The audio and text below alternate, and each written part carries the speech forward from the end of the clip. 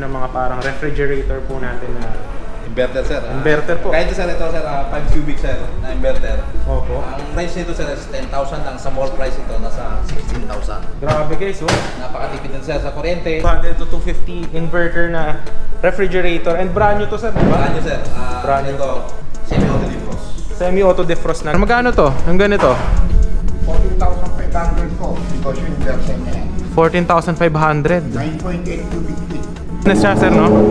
Good for business. Malaki yung freezer niyan. Malaki yung free. 7.5 cubic natin na 2-door na Two-door. inverter din siya. Okay. So, ang nagre-range sa mall to nasa 19,000, sa amin makuha mo ng 12,000. Grabe guys, 12,000. Tapos 2-door na, may refrigerator, meron dito sa baba. Freezer.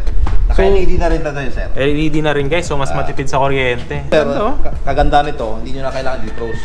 Okay. Okay. Makitang yellow dito, kung ano ilalagay nyo, yun ang mag-yellow. Ah. So, Tapos, hindi kayo hassle sa defrost. So meron naman tayo dito nakalagay 0.74 lang sa loob ng 24 hours. Wala pa siyang 1 kilowatts. wala pa siyang 1 kilowatt. 77 watts lang to. Grabe guys, so ganun lang ang kanyang power output. Tapos may mga mas matipid pa ito. Eto sir, 489, no? Ayun, no?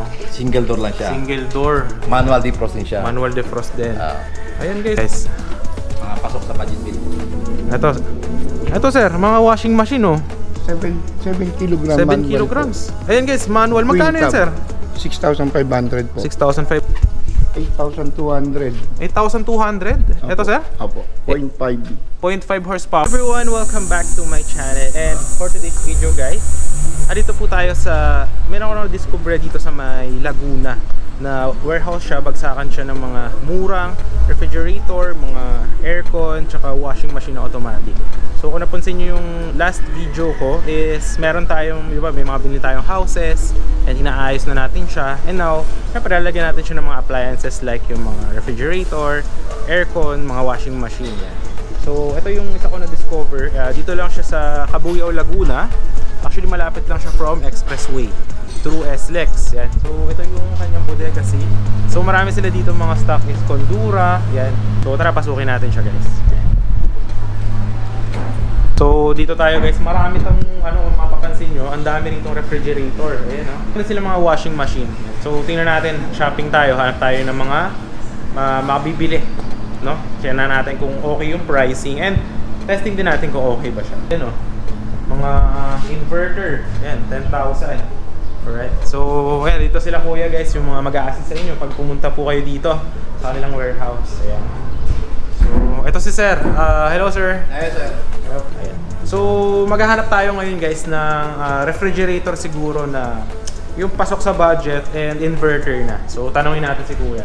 Ay sir, ano po ba yung mga magandang rito sir? Ma-advise nyo ng mga parang refrigerator po natin na Inverter sir. Inverter po. Kahit sir, ito sir, 5 cubic sir na inverter. Opo. Ang price nito sir is 10,000 lang. Sa mall price ito, nasa 16,000. Grabe guys, oh.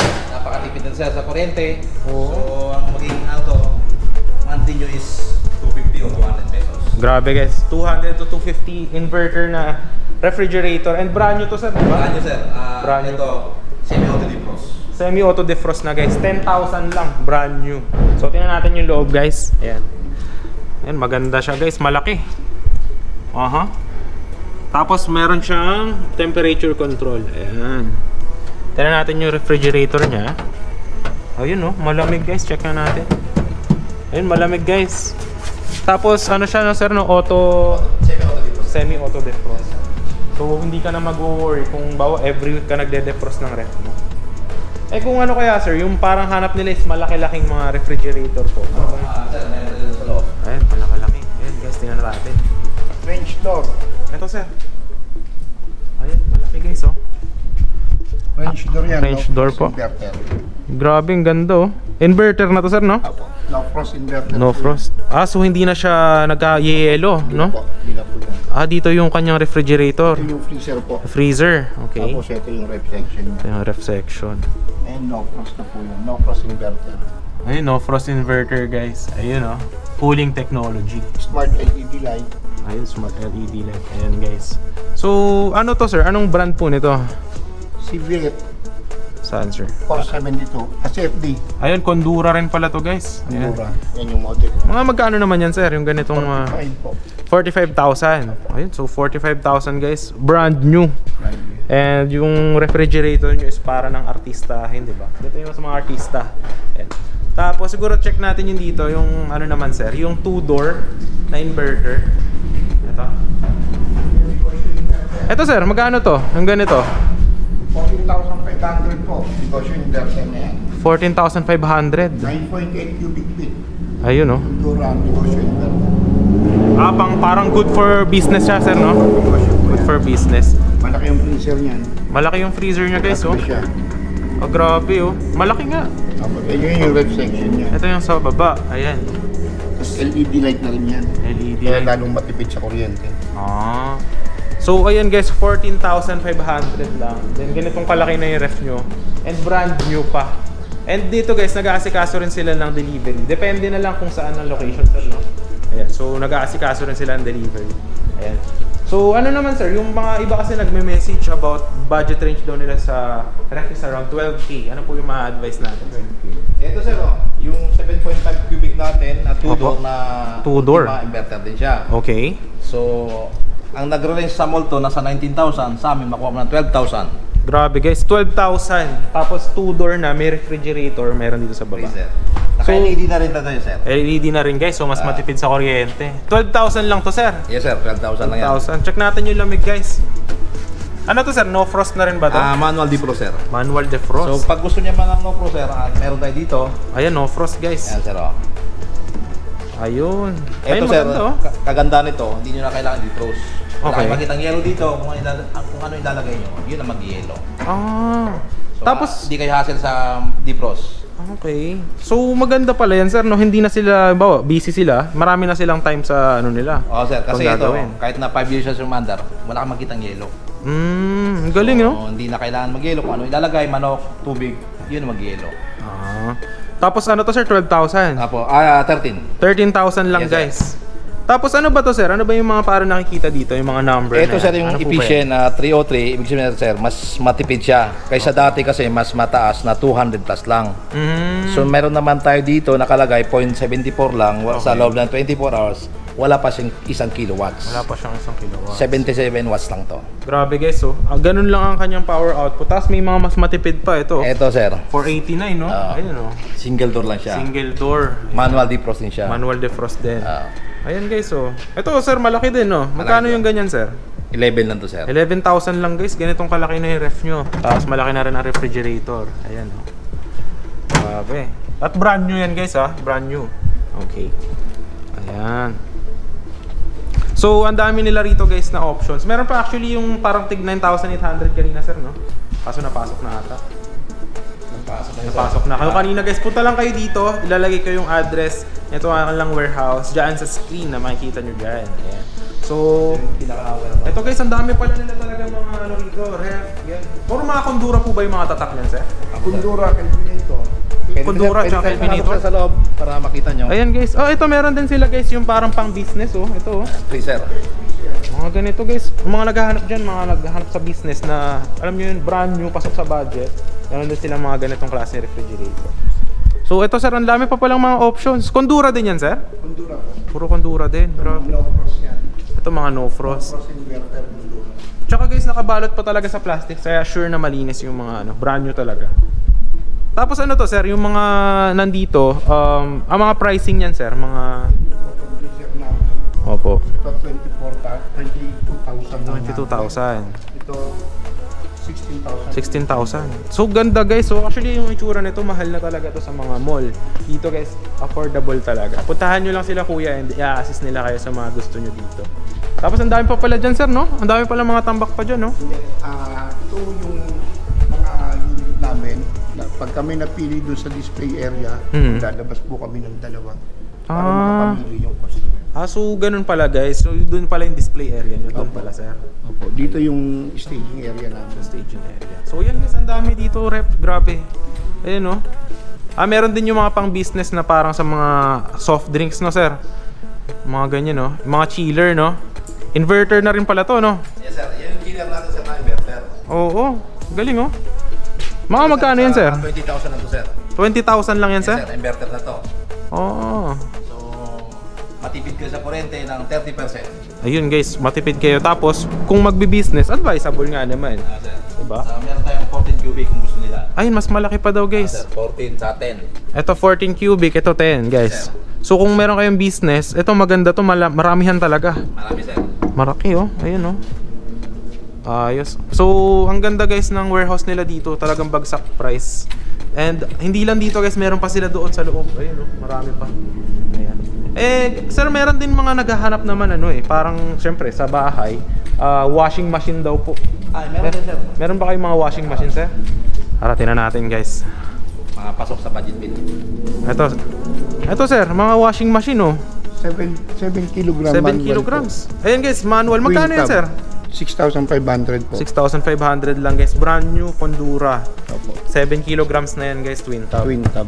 Ayan oh. Ang dami rito, brand new yan guys ha. Meron din kaming matic dito. Ayun. Ito mga automatic. Nakabalot pa sa plastic. 10,500 10,500 lang sir. 9.5 po. 9.5 lang.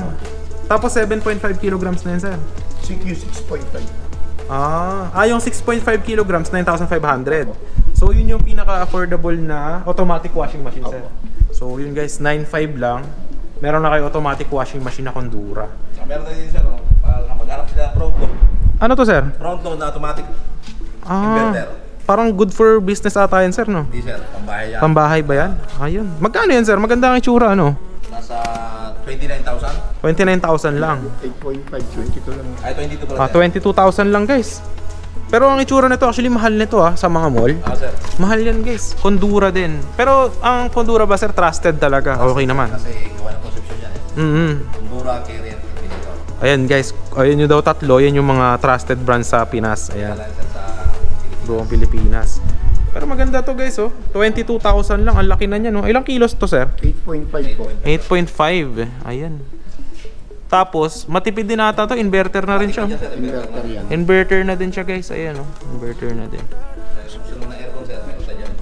Oh, meron pa pala silang aircon guys. So, tinangan natin. Ito ba yun sa mga aircon? Opo. Ayan, ayan daw guys. Mga ano sir, siguro yung iba kasi naghahanap ang budget is below 20k. 8,200. 8,200? Ito sir? Opo. 0.5. 0.5 horsepower. Opo. At ang tatak, Manual. carrier na guys. So 8,000, meron na silang 0.5 na aircon. Tapos ano yan sir? Yung 'di ba yun yung direct cooling? Direct cooling. Direct cooling. Ayan. Tapos kung yung mga budget range nila sir mga 15,000. Ano kaya yung 15,000? Ito po. Ito guys, 15. Mga magkano to sir? 1 horsepower yan. 1 horsepower. 15.5 yan. 15.5. Ano siya sir? Inverter na po ba ito? Non-inverter po. Non-inverter. With timer. Okay. So 1 horsepower tapos 15,500 then direct cooling. Opo, direct cooling. Ang tatak niya is Condura po. Condura din guys. Condura. Yung ano sir, yung parang iba kasi naghahanap inverter na affordable. Ano ba yung ma-advise nyo? 1 horsepower pa, hindi siya ng inverter. Okay. Ito po. 1 horsepower inverter aircon. Ayan. Magkano tong ganito sir? Condura? 4,500, 800 po. Okay. So 24,800 lang. Meron na kayong 1 horsepower na inverter aircon. And yung sa delivery is depende na lang sa location. Ano sir, nag-i-install din ba kayo ng ganito? Or hindi na lang? Safe lang po kami tapos deliver. Ayun guys. So kung sa installation, hahanap na lang kayo na mag-i-install sa bahay nyo. So sa kanila, delivery is kaya na nilang iayusin nyo para sa location nyo. Yan. So yun yung mga budget range guys. Yung pinaka-affordable ulit is 8,000. 8,200. Ayan. Tapos yung dito, kung budget nyo mga 15,000. Meron po. Ito naman inverter, ito yung pinaka-affordable sir no? Affordable niya. 24,000 lang. So actually affordable siya, no? And dito guys, talagang bagsakan na sila. Ito na yung warehouse. Ayan. So nakaikot na rin tayo sa washing machine. Ito yun sir no? Magkano nga ulit yun? 9,500. Opo, yung 6.5. 6.5. So very affordable guys. So syempre, pasyal ko na rin kayo guys yung nabili natin kasi inano tayo ni sir, in-entertain niya tayo. So pasyal ko kayo yung binili natin na ref. Saan ba yung binili ko sir? Ayan sir, ang binili niyo sir, ito yung 5.8 cubic Ultima inverter. Ayan guys, ito yung binili natin no. At ano to guys, ite-testing nila to para testing nyo kung gumagana ba. Ayan, aasikasuhin nyo nila sir. Tapos ang warranty nila is 1 month warranty sir no. Yes po. 1 month warranty. So, ayan guys, check natin yung loob. Ito yung binili natin. Alright. Ayan, so matipid siya sa kuryente kasi kung titingnan nyo guys yung kanyang energy efficient factor, 467. And ito lang yung kanyang energy consumption, 0.34 watts, 24 hours. Ayan, okay. So, siguro tingnan na rin natin yung binili nating washing machine naman guys. Tingnan natin. Sana ba yun, sir? Ayun. Ito, 7.5 yung nabili pala natin guys. Yung washing meter na binayaran na. Ayan, binayaran na natin yan guys. Papadeliver na lang natin sa bahay natin sa 13. So, ito. At ano to guys, tinesting to ni sir. Nilagyan niya ng tubig, tapos nilagyan ng yung settings niya na maglalagay ng water, tapos babanlawan, then magde-drain yan. So, tinesting na rin namin kanina. So, goods na goods naman yung unit. Ayan. So, ang kuha ko lang dito guys kay sir is 10.5. Diba sir? 10.5 lang. 10.5 brand new, tapos 7.5 kilograms na. Ayan. So, yan yung loob. Ito yung sa labas na guys. Ayan, no? Alright. So, meron pa tayong mga ibang kukunin but sa next time na lang pagbalik natin. Pero, very friendly yung mga staff dito. Ano nga ulit yung name nila, sir? Alan po. Sir Alan. Yan, message nyo si Sir Alan o kaya si Sir? George. Sir George. Yan. Tapos yung number ni Sir George nakalagay na rin dun sa screen natin po. So, kung meron kayong mga gusto dito, is pwede kayo tumawag sa kanila or mag-text. Then, yun, kung gusto nyo, pwede kayo, di ba sir, meron kayong mga client hindi na pumupunta pa? Pero sir, COD na tayo. Oh, ganun na lang guys, COD, cash on delivery, pwede daw yun. Pwede po tayo video call para makita yung unit. Ayun, pwede pala, parang ano na yan, online na, online selling. Oh, yun guys, online selling. So, Basta lang bang isa.